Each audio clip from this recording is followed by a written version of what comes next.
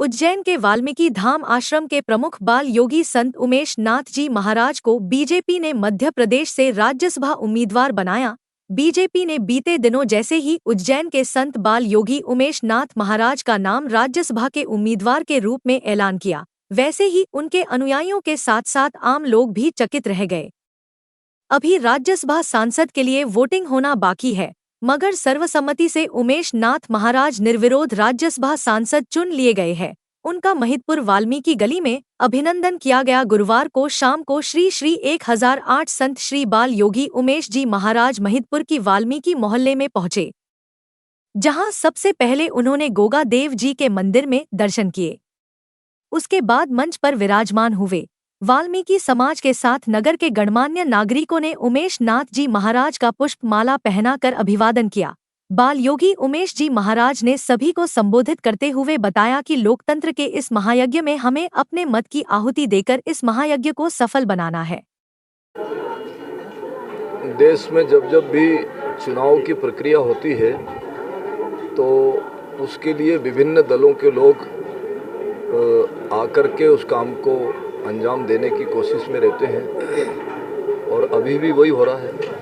लेकिन पिछले 100 साल में जो चुनाव हुए हैं,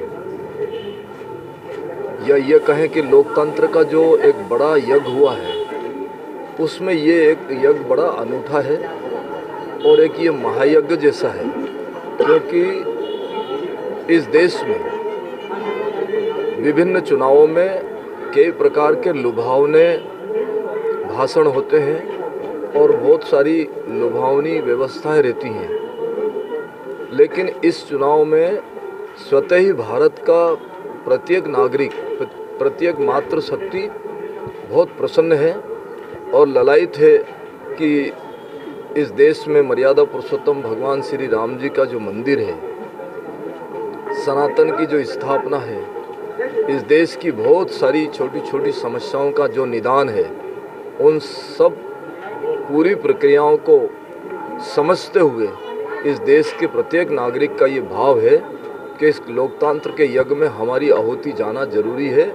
युवा भी प्रसन्न है और बहुत वृद्ध भी प्रसन्न है कि मेरा वोट जाए और इस देश की भागीदारी में हम भी शामिल हों, ऐसा मेरा मानना है। भारत माता की जय। मध्य प्रदेश में लगातार 29 सीटें विधानसभा लोकसभा चुनाव की चल रही हैं। आप कितनी सीटें मान रहे हैं लोकसभा की मध्य प्रदेश में इस बार? हमारी पूरी कोशिश है, जिस प्रकार से हमारे जितने भी शीर्ष के नेता हैं, जो हमारे उम्मीदवार हैं, जो हमारे कार्यकर्ता हैं और भी हमारे संगठन के कई पक्ष हैं, वो सब काम कर रहे हैं और हमको तो ऐसा लगता है कि हमारी 29 की 29 सीटें ही हम उसमें विजयश्री हासिल करेंगे, ऐसा हमारा मानना है। जैसा कि साथ ही आपने भी देखा होगा कि कई सीटें इस प्रकार की भी है कि उसमें से उम्मीदवार ही भाग के खड़ा हो गया। तो कभी ऐसा शायद आप पत्रकार बंधुओं ने भी नहीं देखा होगा कि जो उम्मीदवार फार्म भर रहा है वो 70-72 घंटे बाद वो फार्म लेकर के भाग रहा है। एक तरफ ये है कि माननीय निर्वाचन अधिकारी उनसे बोल रहे हैं कि इस पृष्ठ पर आप सिग्नेचर करिए, वो सिग्नेचर करने को तैयार नहीं है।